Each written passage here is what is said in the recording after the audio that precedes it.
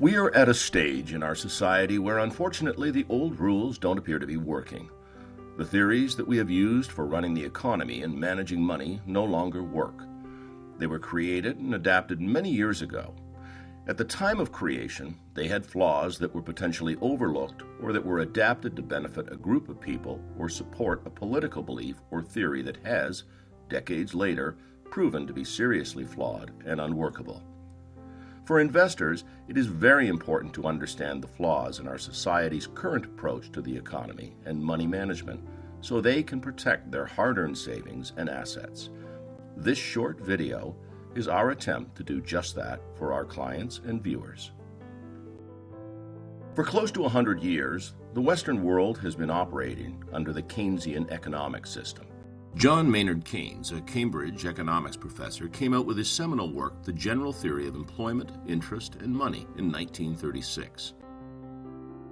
This theory proposed a greater role for government in the functioning of the economy. It was believed that the government could help to control or even eliminate the business cycle through interventions.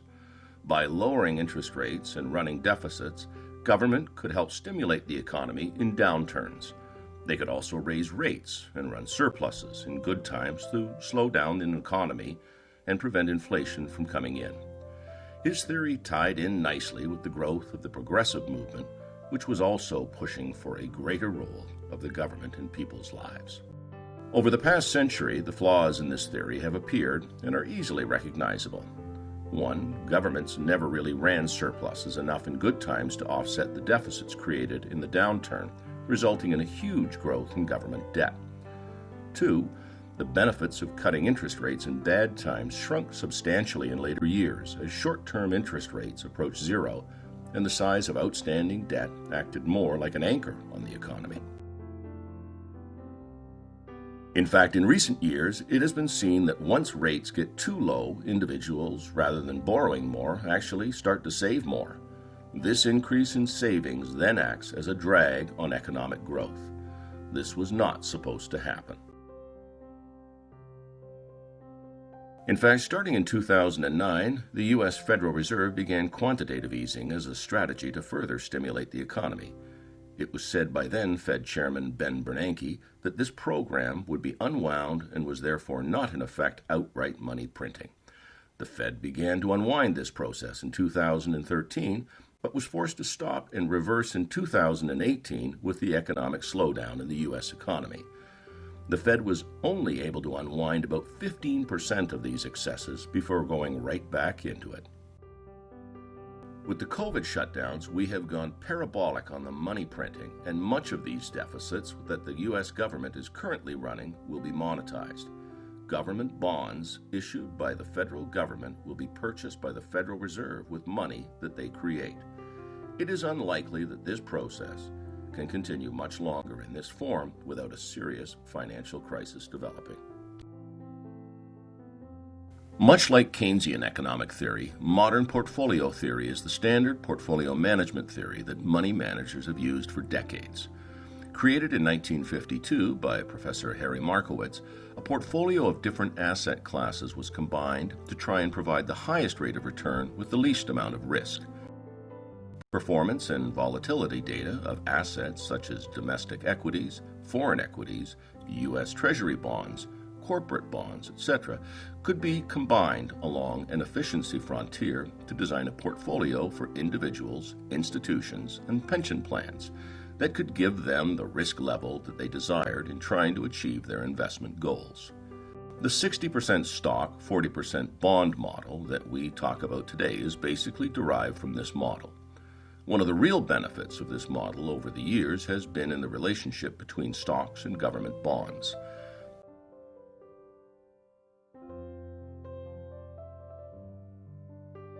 This correlation between equities and bonds helped reduce portfolio volatility in difficult times. Typically, when the economy went into a slowdown or recession, equities, stocks, would go down, reflecting the dimmer economic prospects going forward. Government bonds, on the other hand, would often rally in these times as central banks would lower interest rates to fight the recession, and bond prices would rise, reflecting the decreased threat of inflation. In 2020, this is no longer the case. With interest rates at 5,000-year lows, a government bond holding will provide little hedge against risks as interest rates can only go so low. Bonds are also currently providing little to no yield. The structure of this model is flawed going forward, as the hedge component of the bonds is gone. As a result, many portfolios today do not have any time-tested strategy behind them. In short, they are flying blind. And like the situation with Keynesian economic theory, there have been no new theories offered to move us forward. Over the past decade, brokers and fund managers have substituted corporate bonds, preferred shares, and high-yield debt for government bonds. This is a very dangerous process and adds risk to the overall portfolio. It should also be remembered that from 1934 to 1976, it was illegal for U.S. citizens to own gold. Therefore, modern portfolio theory had no gold weighting in its design, which is another potential flaw, as gold can provide a great hedge to currency devaluations. We have seen since 1971, when the U.S. went off the gold standard, that the U.S. dollar has dropped 98% versus gold compounded annually. Again, it's worth pointing out that many of our society's pension plans, insurance companies, and other large pools of funds are managed using some kind of a variation of modern portfolio theory. This may impact the funds available for future pension and insurance payouts if we enter a prolonged downturn or a currency crisis in the future years. As well, many entities that are government-run or government-regulated must own a portion of government debt in their pension plans and investment portfolios.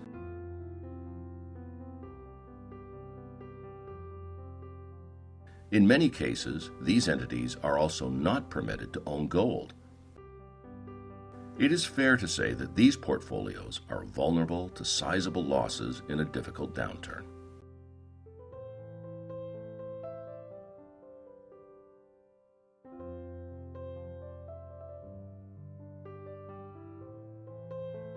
While there are many differing economic theories and models in today's world, one that stands in sharp contrast to Keynesian thought is the Austrian school.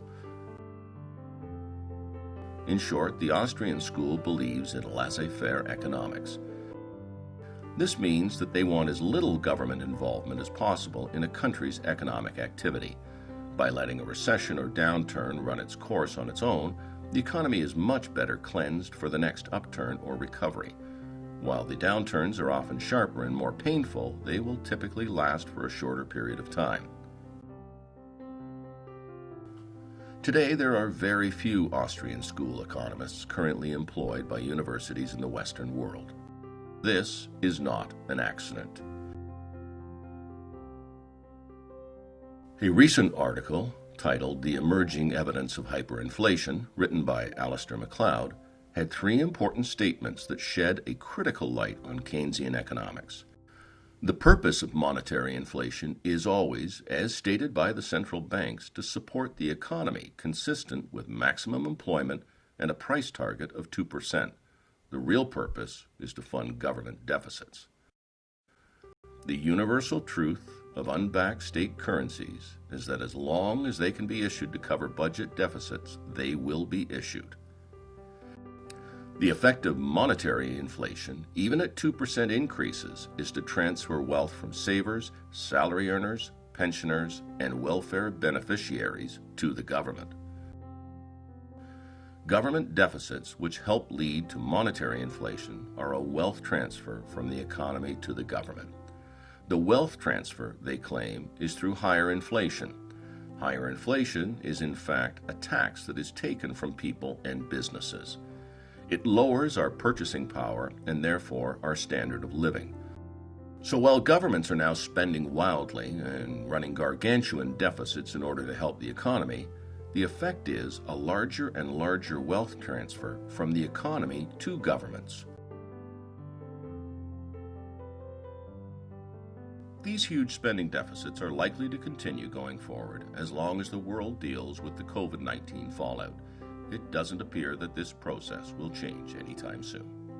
We are likely to see large deficits for years to come as the government battles to keep the economy going while we work through the COVID-19 related problems. Currently, it is near impossible for the U.S. government to issue Treasury bonds to the investment world. The yields are far too low, and many central banks and investment portfolios have been reducing their exposure to the U.S. dollar and U.S. Treasuries. Therefore, much of the debt to finance these deficits will ultimately be bought by the Federal Reserve with printed money. It doesn't appear as if this situation will change anytime soon.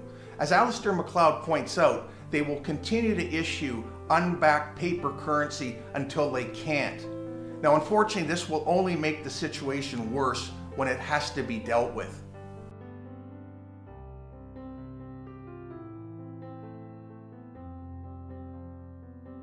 This will put tremendous amounts of new money into the system without corresponding growth from the economy. Hence, it will be very inflationary. In fact, we are already starting to see some of this potential inflation in many commodity prices. Agricultural commodities, base metals, and precious metals have all started to move higher throughout 2020. This is happening despite the weak economic growth and deflationary forces it brings. This process of indirect monetization by the U.S. Federal Reserve to fund large government deficits is a totally unsustainable situation. Policymakers know this and are currently looking at potential options, and these options will not come without economic pain. One thing being considered is a reset. Resets have happened throughout history. In fact, in biblical times, under Jewish Mosaic laws, a debt jubilee, where all debts were extinguished, occurred every 49 years. In modern times in the U.S., there have been several resets in the last 100 years. One, in 1934, FDR confiscated U.S. citizens' gold and then devalued the U.S. dollar by 40% against gold 6 months later. He also outlawed gold from being owned by U.S. citizens. In 1971, Nixon going off the gold-backed dollar was a de facto default. Until then, foreign governments could redeem their U.S. dollars at the U.S. Treasury for gold priced at $35 U.S. After August 15, 1971, this ended. So if one looks back historically, they can see how the rules have been bent or changed to the government's benefit to keep the system functioning and the government intact. It is very hard to know not only how the U.S., but many other Western nations, also including China, will deal with the crisis that is coming. In the past, paper currency could be repriced against gold, lowering its conversion value to gold so that all paper money and debt would be worth less in real terms. This reduction in debt would help reflate the economy going forward. The pain would be borne by those who owned the currency and the debt before the reset. This currently isn't possible as all currencies today float freely. They have no anchor to gold or any other asset. In fact, this is the longest period of time in modern history that the world's monetary system has gone without any sort of metallic backing. It also helps explain how today's excesses got to be so big. There has been no restraints on credit growth. A debt default or restructuring is possible, but not likely. There is too much U.S. government debt held by pension plans and insurance companies. A restructuring or default on this debt would create such a hole on these plans' balance sheets that they could never come close to honoring the benefits they are responsible for. One possible suggestion that Martin Armstrong claims is being discussed behind the curtain is to change the terms of existing U.S. debt and making all outstanding U.S. bonds perpetuals. This has happened both in the U.S. and in the U.K. in the past. They were called consul bonds when they were issued in 1751 in the U.K. and in the 1870s in the U.S. They could apply a simple interest rate at 1 to 3%, and the bonds would never be redeemed by the holder. This would mean that the U.S. government wouldn't have to have money to pay the bonds back. In fact, it's almost like that already. The U.S. government doesn't pay back bonds on maturity. They just roll them. They issue new debt to cover the old. Armstrong claims this could be done without triggering a default. They make the rules. At the same time, all cash would be eliminated and a digital currency would take its place. This way, no cash could escape the system, and the government could just issue new money into the system to fund its deficits without issuing bonds. This process would almost be like converting 27 trillion of debt effectively into cash. Cash is like a bond that pays no interest with no end date. We have seen since 1971, when the U.S. went off the gold standard, that the U.S. dollar has dropped 98% versus gold compounded annually. It would be a potentially very painful but viable way for the government to spread the financial loss across the system. There is no way to know if this is coming, but it is a possibility. The U.S. would likely not be the first to do this. The U.S., which is the world reserve currency, still derives tremendous benefit from the ability to issue paper currency and have it absorbed globally.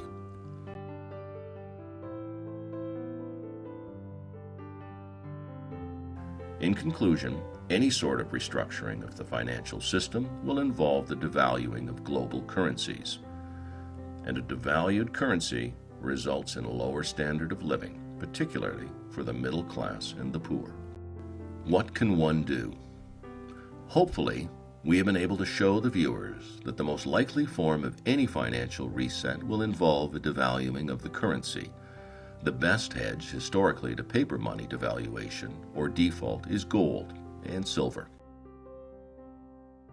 A 20% weighting of gold in one's portfolio has been enough to avert disaster when crises have struck.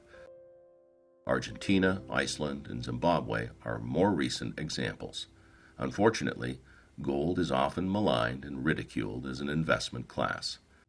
This is understandable when its ownership was illegal for 42 years in the U.S., and the financial system dropped it almost 50 years ago as a monetary asset. Gold is also a way of bypassing the financial system and can often act as a barometer for weakness in the system too. Gold rises against a government paper currency when they run into trouble. Who in authority would want that?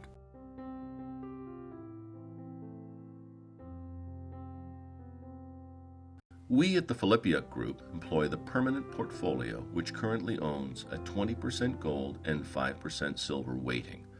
We are enjoying the appreciation of these assets at a time where other asset classes are struggling and are likely to head lower in future years.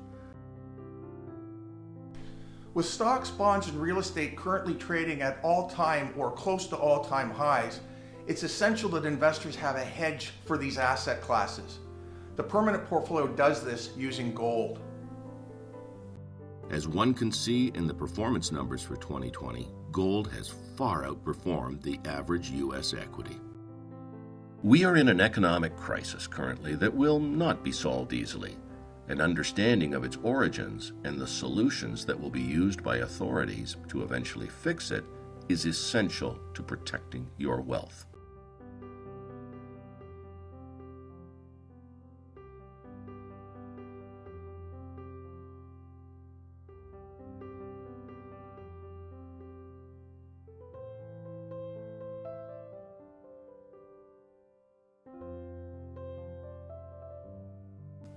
We hope this video has been of some help.